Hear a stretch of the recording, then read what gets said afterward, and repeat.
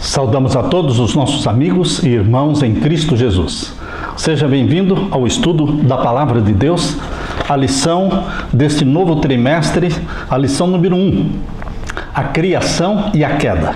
Antes de nós iniciarmos, vamos orar. Pai querido que estás nos céus, na Tua presença estamos, em busca da Tua graça, em busca da presença do Espírito Santo comigo e com os meus irmãos. Derrama sobre nós esta luz celestial.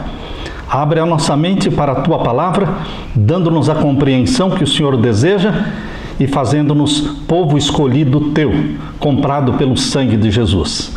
É em nome de Jesus que pedimos e agradecemos. Amém. A lição número 1, a criação e a queda.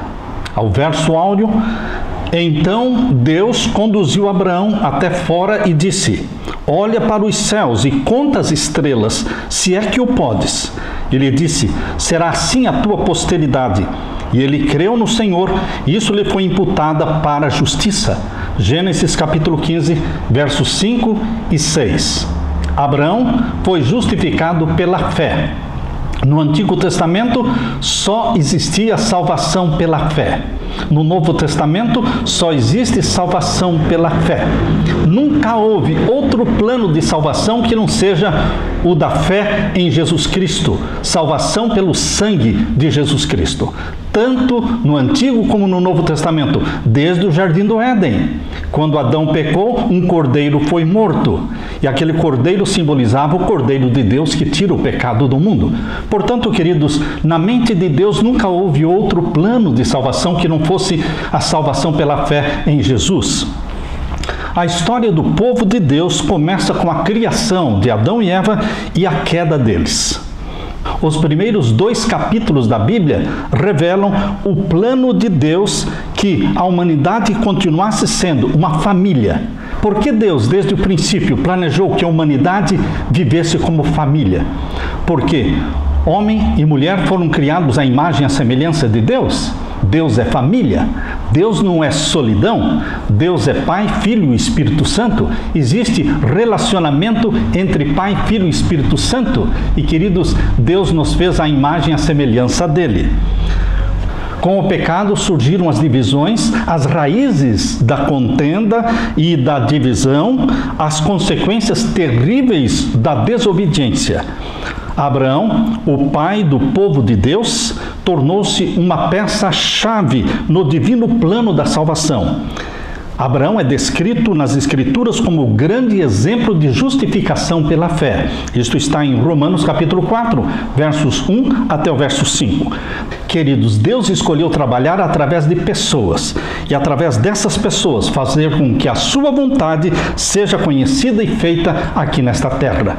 Deus usa anjos, mas no plano da salvação, Deus escolheu usar pessoas. Por isso, o Filho de Deus se tornou homem, se tornou carne. E a salvação ocorreu através de um homem chamado Jesus Cristo, que é chamado Filho de Deus.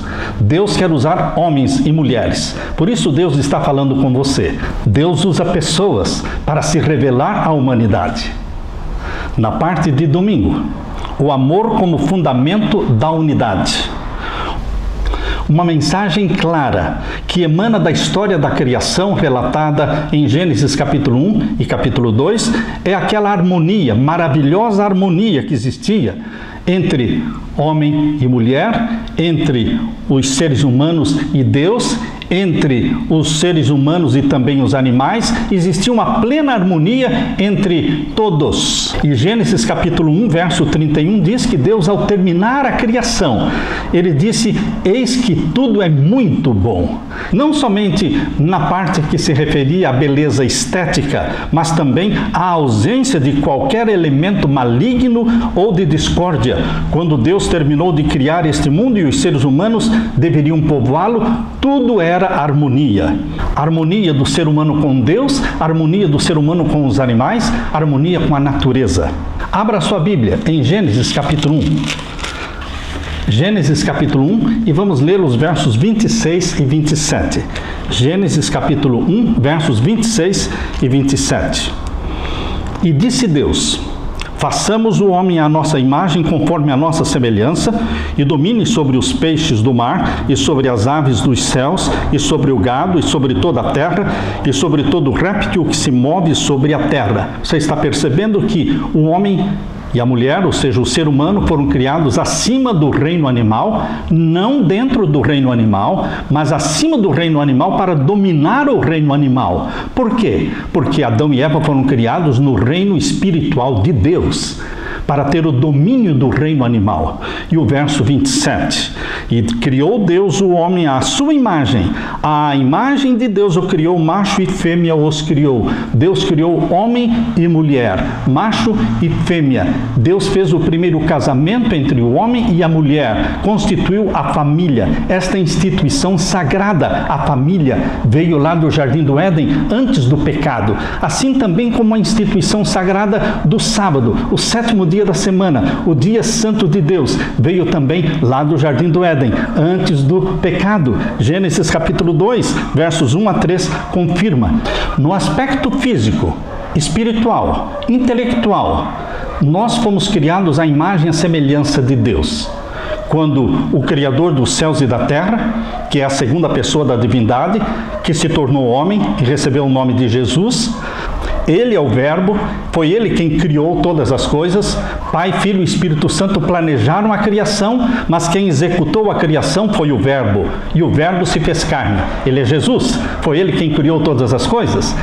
Em João capítulo 1 e o verso 3, está dizendo: todas as coisas foram feitas por Ele, e sem Ele nada do que foi feito se fez. Ele está se referindo ao Verbo, e o Verbo é Jesus, porque o capítulo 1 e o verso 14 do Evangelho de João diz: e o Verbo se fez carne e habitou entre nós. O Verbo foi quem criou todas as coisas, e o Verbo se tornou carne, se tornou um de nós. Portanto, queridos, quando Jesus estava dando forma ao corpo de Adão, Ele olhou para aquele corpo de Adão dizendo: este corpo será o meu corpo, porque Ele conhece o fim desde o princípio. Ele sabia que Adão e Eva iriam pecar, e Ele, o Filho de Deus, estaria se prontificando, se voluntariando para morrer pelo homem, se tornar um membro da família humana. Por isso, ao olhar para o corpo de Adão, Ele estava dizendo: este é o meu corpo. O lar de Adão é como se fosse um lar sendo preparado para o próprio Filho de Deus, que um dia nasceria da Virgem Maria e viveria entre os homens. Queridos, nós fomos criados para um propósito santo e sagrado, para receber aqui o Filho de Deus, para que através da vida perfeita e de perfeita obediência, a imaculada vida de Jesus Cristo, o caráter do Pai, Deus Pai, que foi acusado por Satanás, este caráter fosse reivindicado, a justiça de Deus fosse reivindicada através da vida de Cristo na terra. Vida perfeita, obediência perfeita.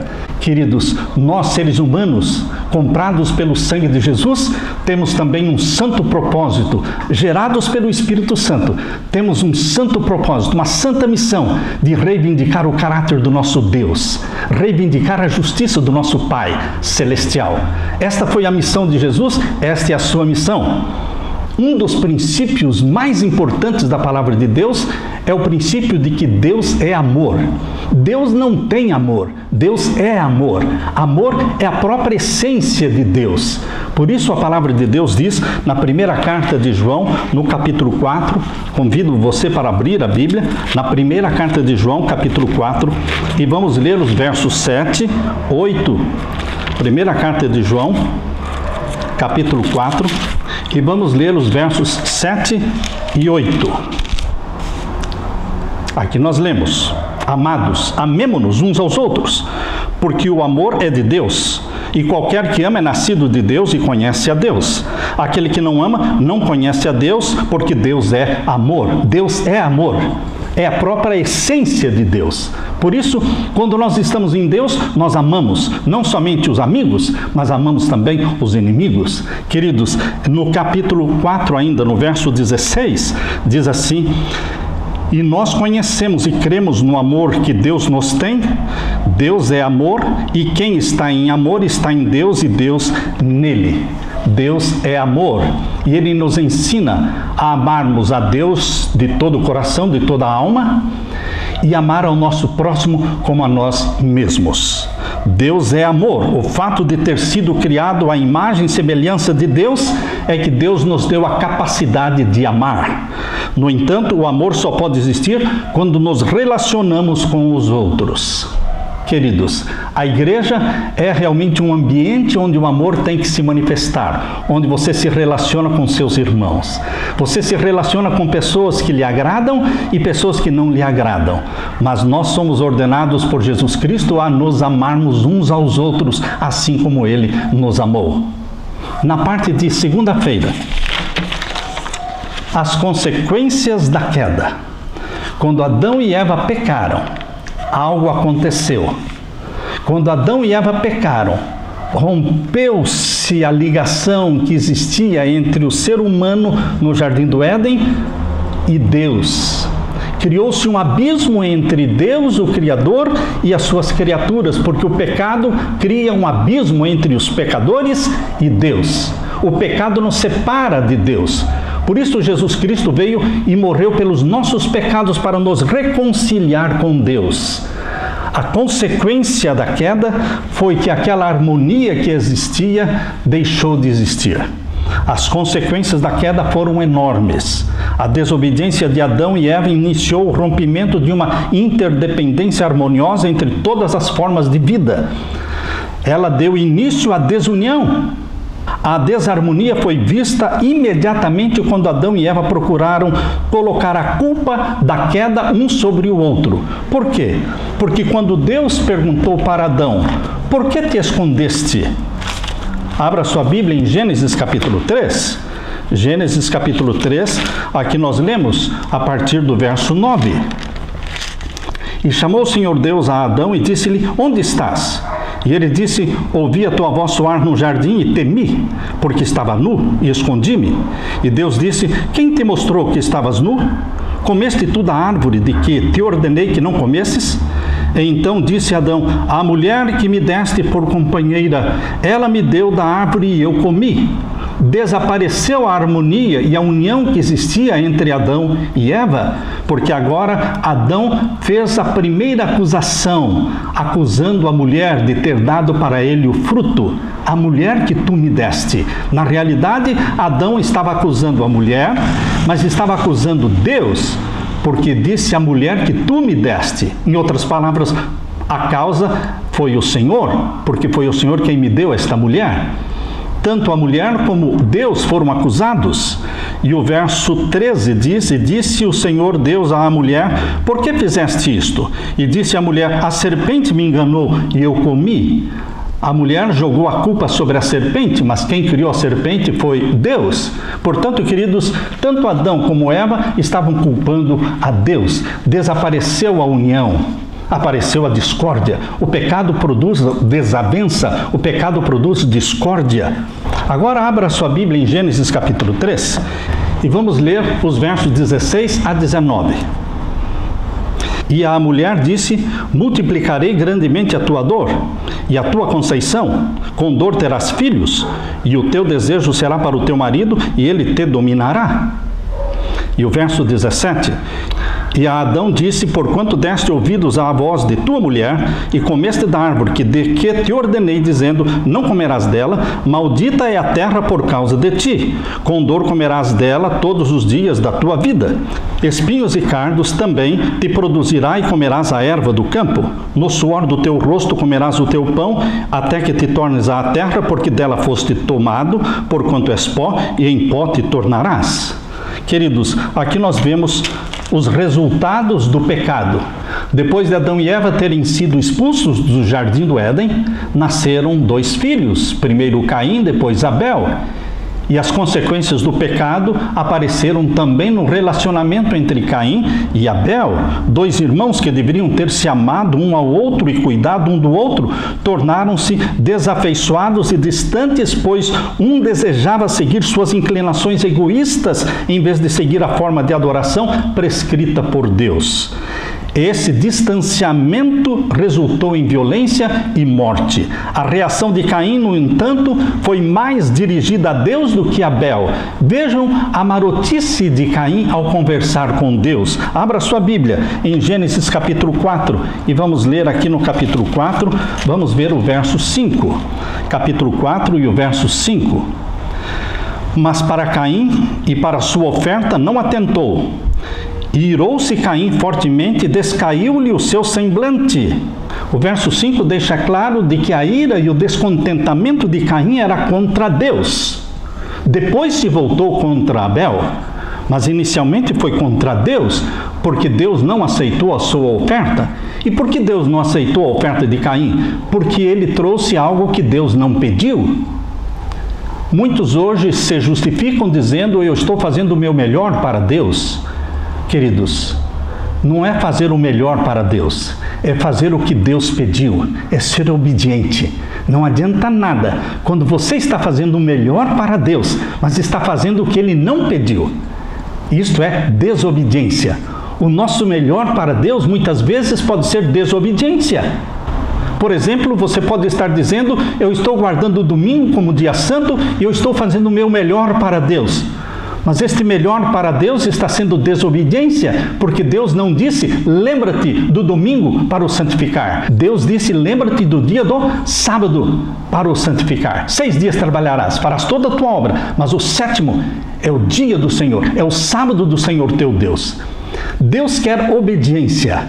Quando o nosso melhor está unido à obediência estrita à palavra que saiu da boca de Deus, então nós somos aceitos por Deus. E no capítulo 4 de Gênesis, verso 6, diz: e o Senhor Deus disse a Caim: por que te iraste?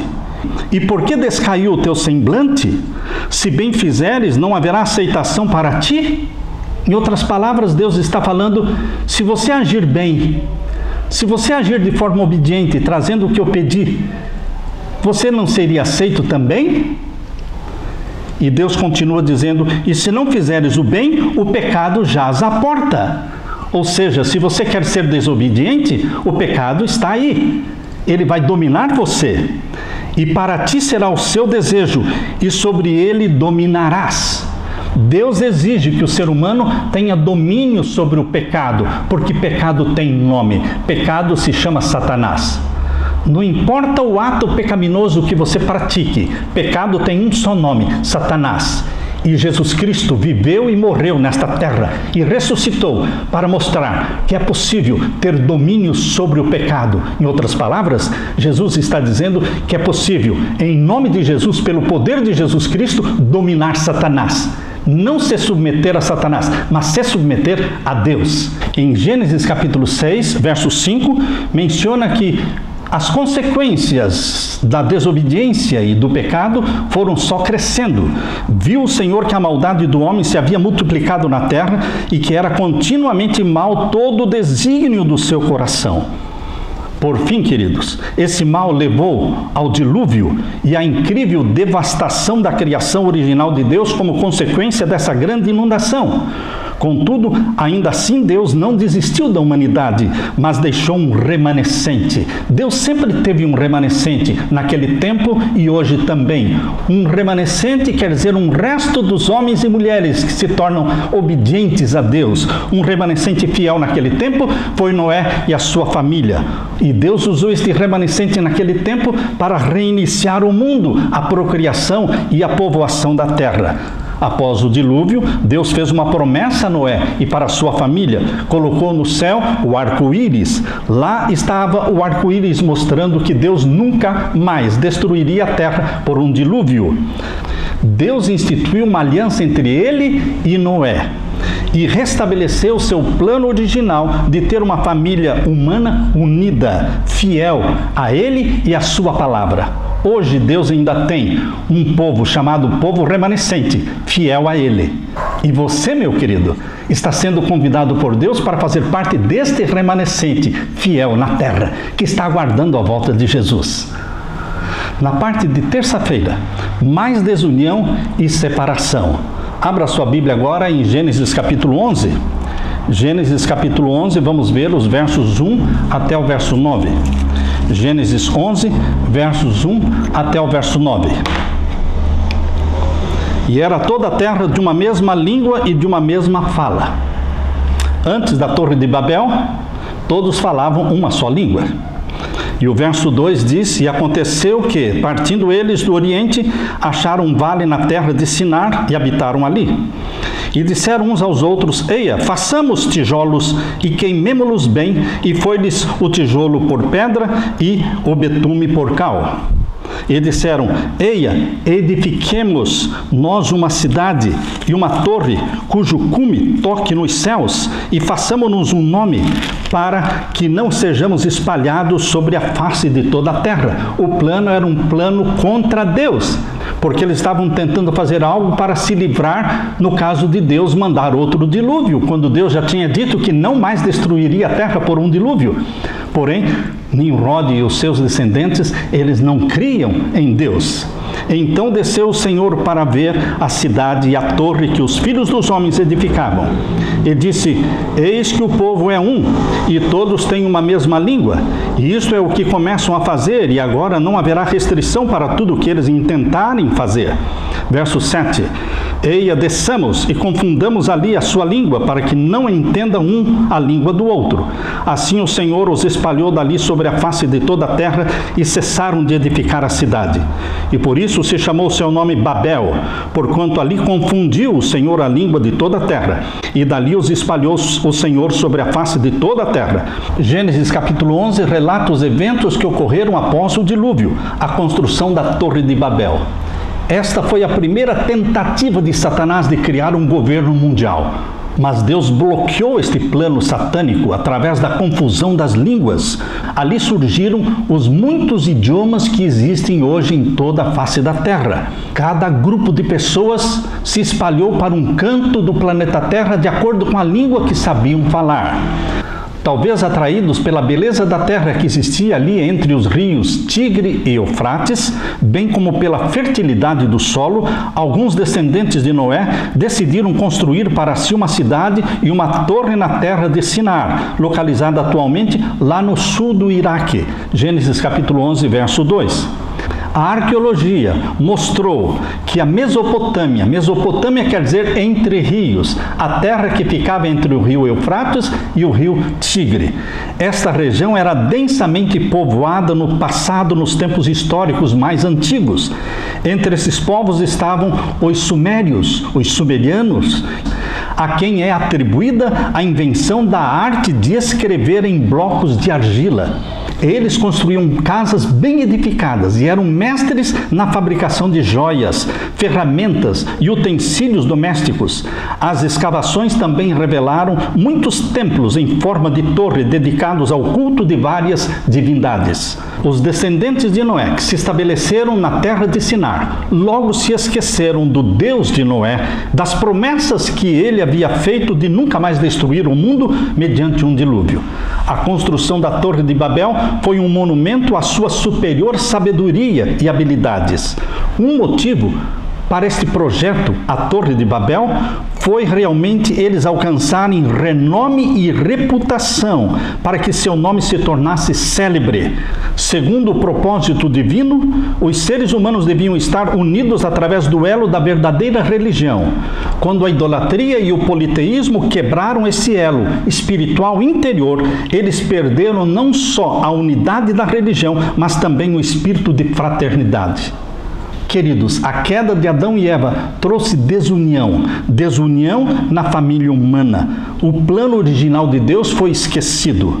Resultou numa confusão no que diz respeito à adoração, na disseminação generalizada do mal, da imoralidade sobre a terra e, por fim, na divisão da humanidade em muitas culturas, idiomas e etnias diferentes que têm frequentemente estado em desacordo umas com as outras desde aquele tempo até hoje. É impossível negar, qualquer pessoa não pode negar esta desunião, esta discórdia, esta desavença, esta guerra que existe entre as pessoas, entre as nações, entre o bem e o mal. Queridos, isto é resultado do pecado, mas nós fomos chamados por Deus.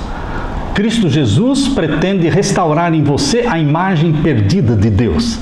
E você e eu temos a missão de restaurar o plano original de Deus, reconciliando o mundo com Deus, atraindo as pessoas para Deus e para o plano original de Deus.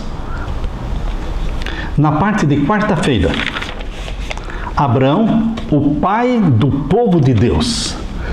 As três grandes religiões monoteístas do mundo são judaísmo, cristianismo e islamismo. Religiões monoteístas. Porém, queridos, destas três grandes religiões, uma só é verdadeira. Uma só nos conduz para o céu. Por quê?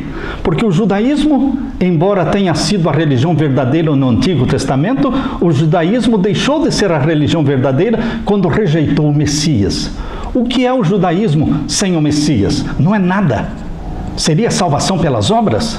Mas não existe salvação pelas obras. Portanto, o judaísmo fracassou, falhou. O judaísmo fracassou quando recusou o Messias, que é Jesus. E o islamismo? O islamismo também não conduz ninguém ao céu. Por quê? Porque Jesus, em João 14,6 diz: eu sou o caminho, a verdade e a vida. Ninguém vem ao Pai senão por mim. O islamismo também despreza o Messias, chamado Jesus. O islamismo considera Jesus como sendo um dos profetas. Mas Maomé, dizem eles, é maior do que Jesus. Portanto, queridos, o islamismo não pode oferecer salvação, porque eles não têm um Salvador. O Salvador único que existe no planeta Terra é Jesus Cristo, o Filho unigênito de Deus, que se tornou carne e morreu por nós, e que ressuscitou por nós e subiu ao céu. E Ele pode nos salvar, e Ele vem nos buscar. Queridos, no islamismo não há salvação porque falta Jesus. No judaísmo não há salvação porque falta Jesus. Mas no cristianismo há salvação, porque Jesus Cristo fundou a igreja cristã. E, queridos, no cristianismo só há salvação pela graça e pela fé no sangue de Jesus. Quando Abraão foi chamado para deixar a sua cidade, Ur dos Caldeus, e sair para uma terra que Deus mostraria, ele agiu pela fé. Porém, era uma fé operante. De que adianta uma fé inoperante? De que adiantaria Abraão ter fé e ficar em Ur dos Caldeus e não obedecer à voz de Deus pedindo para que ele saísse de lá? De que teria adiantado a fé de Abraão? Para nada. A fé de Abraão fez com que ele agisse, obedecesse. A fé operante me move na direção da obediência a Deus, e foi isso que Abraão fez. Ele saiu de Ur dos Caldeus. Abra sua Bíblia em Hebreus capítulo 11. Abra sua Bíblia em Hebreus capítulo 11 e vamos ler os versos 8 a 19. Hebreus capítulo 11 e os versos 8 até o verso 19. Aqui nós lemos: pela fé Abraão, sendo chamado, obedeceu. A salvação é pela fé, porém uma fé obediente. Pela fé Abraão, sendo chamado, obedeceu, indo para um lugar que havia de receber por herança, e saiu sem saber para onde ia. Mas Deus sabia para onde ele ia. Queridos, eu não preciso saber o caminho, se Deus sabe o caminho e é Ele que me conduz. E o verso 9: pela fé habitou na terra da promessa como terra alheia, morando em cabanas com Isaque e Jacó, herdeiros com ele da mesma promessa. Porque Abraão esperava a cidade que tem fundamentos, da qual o artífice e construtor é Deus. Esta cidade é a Nova Jerusalém, que está no céu e que vai descer do céu no final dos 1000 anos. Vai descer exatamente ali onde está a velha Jerusalém, e ali estará a Nova Jerusalém, e ali vamos adorar a Deus de sábado em sábado e de lua nova em lua nova. Isto está escrito em Isaías 66, versos 22 e 23. Queridos, Abraão creu. Pela fé, ele creu e ele obedeceu. E o verso 11 diz: pela fé também a mesma Sara recebeu a virtude de conceber e deu à luz fora já de idade, porquanto teve por fiel aquele que lhe o tinha prometido. Pelo que também de um, e esse já amordecido, descenderam tantos em multidão como as estrelas do céu e como a areia inumerável que está na praia do mar. Todos estes morreram na fé, sem terem recebido as promessas, mas vendo-as de longe e crendo-as e abraçando-as, confessaram que eram estrangeiros e peregrinos na terra. Todos estes morreram sem entrar na Nova Jerusalém, porque estão aguardando a volta de Jesus Cristo, a ressurreição dos salvos, quando Cristo ressuscitará os que estão mortos, e todos nós, os vivos, juntos com os ressuscitados, seremos arrebatados com Cristo para entrar na Nova Jerusalém. Então entraremos na Nova Jerusalém. Então vai se cumprir o verso 13, que diz: todos estes morreram na fé sem terem recebido as promessas. Mas eles vão receber a promessa, mas não antes de você, não antes de mim. Queridos, Deus está aguardando os heróis da fé de hoje. Por isso diz aqui no finalzinho do capítulo 11, vejam o final do capítulo 11, o verso 39. E todos estes, tendo tido testemunho pela fé, não alcançaram a promessa. Ainda não entraram na Nova Jerusalém, porque estão esperando algo. O verso 40, provendo Deus alguma coisa melhor a nosso respeito, para que eles, sem nós, não fossem aperfeiçoados. Deus está esperando você, a mim, os heróis de hoje, para que juntos ascendamos ao céu, e juntos entremos na Nova Jerusalém, e juntos recebamos a coroa de ouro das mãos de Jesus Cristo, a coroa da vitória. Como pai de todos, Abraão primeiramente obedeceu, praticou a obediência. Em segundo lugar, ele tinha esperança nas promessas de Deus. Em terceiro lugar, ele acreditou que Deus lhe daria um filho. Ele não tinha nenhum filho e creu que Deus lhe daria um filho, que seria o filho da promessa. Em quarto lugar, ele confiou no plano da salvação de Deus. Queridos, a maior prova de fé de Abraão foi quando Deus exigiu que ele sacrificasse o seu único filho, Isaque. Queridos, quando ele colocou Isaque sobre o altar de pedras, lá em cima, no topo do Monte Moriá, e levantou o cutelo para sacrificar Isaque, Deus disse: basta, Abraão, agora eu sei que tu me amas. E Abraão olhou para o lado e viu um cordeiro preso no arbusto pelos chifres. E Abraão olhou para aquele cordeiro e viu ali o cordeiro que morreria no lugar de Isaque. Ali estava um símbolo de Jesus Cristo, aquele que morreria pelos pecadores. Abraão entendeu o plano da salvação, salvação pela fé no Cordeiro de Deus que tira o pecado do mundo. Queridos, o Antigo Testamento descreve Abraão sendo justificado pela fé. O Antigo Testamento fala de Abraão como amigo de Deus, mas não é Abraão falando eu sou amigo de Deus. É Deus quem fala, Abraão, o meu amigo. É diferente, queridos. Quando é Deus que diz, Abraão, o meu amigo. É como Deus falou de Daniel. Não foi Daniel que disse, eu sou muito amado no céu. Não, foi Deus que disse para Daniel, você, Daniel, é muito amado no céu. Queridos, aqueles que vivem pela fé, assim como Abraão viveu pela fé, eles são muito amados no céu. E esse é um privilégio que Deus está dando para você, ser um homem, uma mulher, muito amados no céu. Pela fé em quem? Pela fé em Jesus Cristo, nosso Salvador. Na parte de quinta-feira, o povo escolhido de Deus, ao chamar Abraão para ser o seu servo, Deus escolheu para si um povo para representá-lo na terra. No Antigo Testamento, Deus precisava de um povo para que o representasse diante de todas as nações pagãs e idólatras. E Deus escolheu os descendentes de Abraão. Não porque fossem melhores do que os outros, não porque fossem mais numerosos do que os outros, mas Deus escolheu Abraão por ser ele fiel e os seus descendentes. Isso nós lemos em Deuteronômio capítulo 7. Abra sua Bíblia. Em Deuteronômio capítulo 7, os versos 6 a 11. Deuteronômio capítulo 7 e os versos 6 a 11. Aqui nós lemos: porque povo santo és ao Senhor teu Deus, o Senhor teu Deus te escolheu para que lhe fosse o seu povo próprio de todos os povos que sobre a terra há. O Senhor não tomou prazer em vós, nem vos escolheu, porque a vossa multidão era mais do que a de todos os outros povos, pois vós éreis menos em número do que todos os povos. Estão vendo? Deus está dizendo, eu não escolhi vocês porque eram melhores do que os outros, eu não escolhi porque eram mais fortes do que os outros, eu não vos escolhi porque vocês eram em maior número do que os outros. Verso 8: mas porque o Senhor vos amava, e para guardar o juramento que jurara a vossos pais, o Senhor vos tirou com mão forte e vos resgatou da casa da servidão, da mão de Faraó, rei do Egito. Saberás, pois, que o Senhor teu Deus é Deus, o Deus fiel, que guarda o conserto e a misericórdia até 1000 gerações aos que o amam e guardam seus mandamentos. Me alegra, me conforta quando a Bíblia diz: saberás, pois, que o Senhor teu Deus é Deus, o Deus fiel, que guarda o conserto e a misericórdia. Queridos, Deus não se esquece, Ele é fiel em cumprir as suas promessas. Deus é fiel, Deus é o Pai das misericórdias. E as misericórdias de Deus são a causa de nós não sermos consumidos.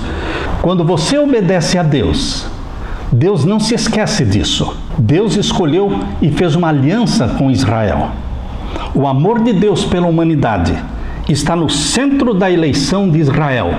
Deus queria salvar a humanidade, por isso escolheu um povo na terra, para que falasse do amor de Deus para a humanidade.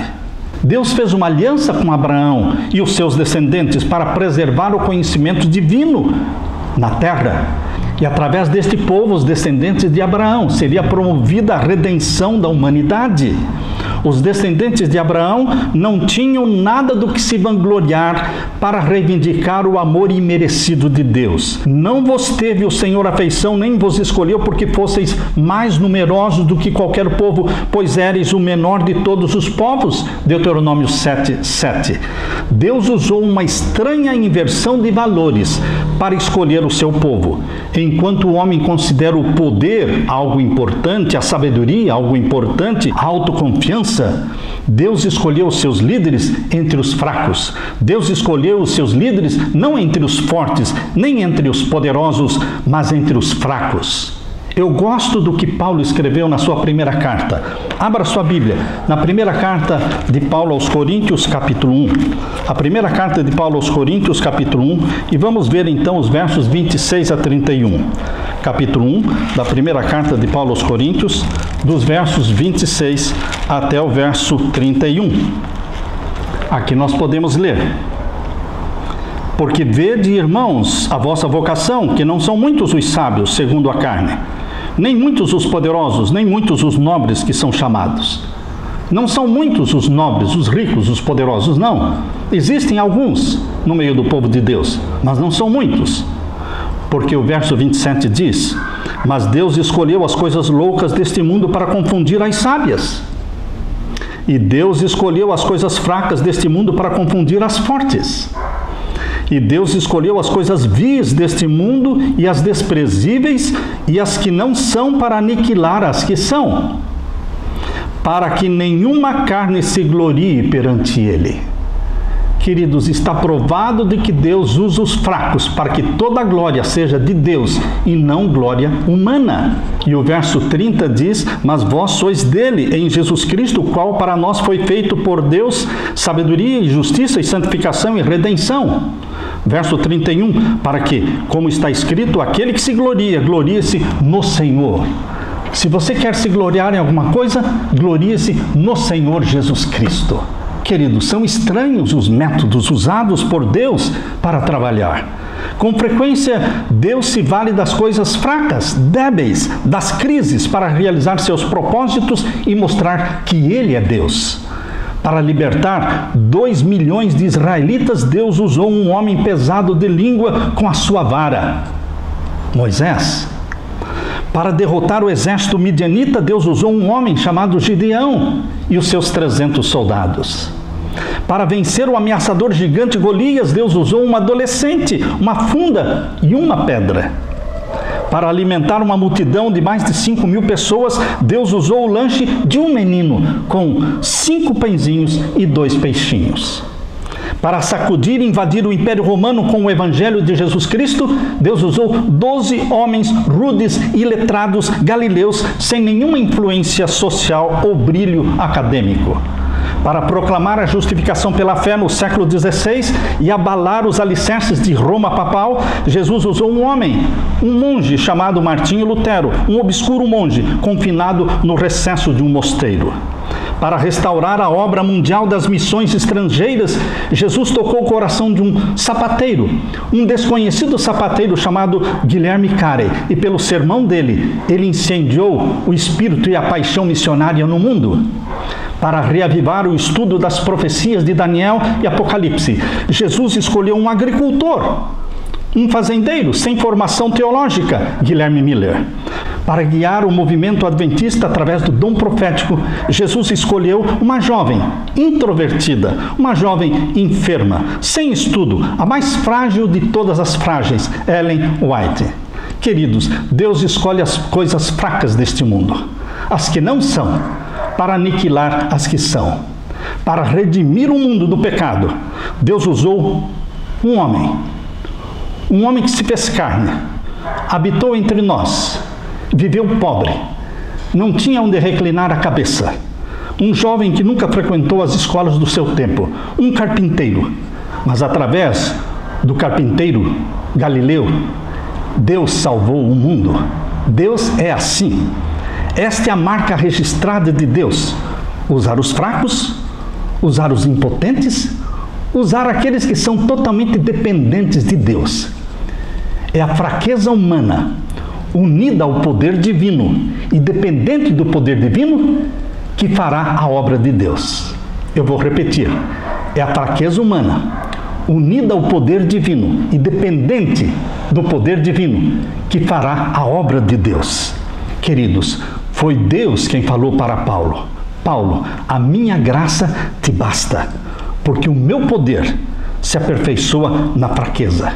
E então Paulo disse: porque quando estou fraco, então eu sou forte. Segunda carta de Paulo aos Coríntios, capítulo 12, verso 9. Queridos, Deus quer usar os fracos, que creiam em Jesus Cristo e dependam dele, e que permitam que o Espírito Santo habite neles. Deus quer usar você e a mim. Permita que Deus te use, que Deus te abençoe. Esta é a minha oração, é o meu desejo. Em nome de Jesus. Amém.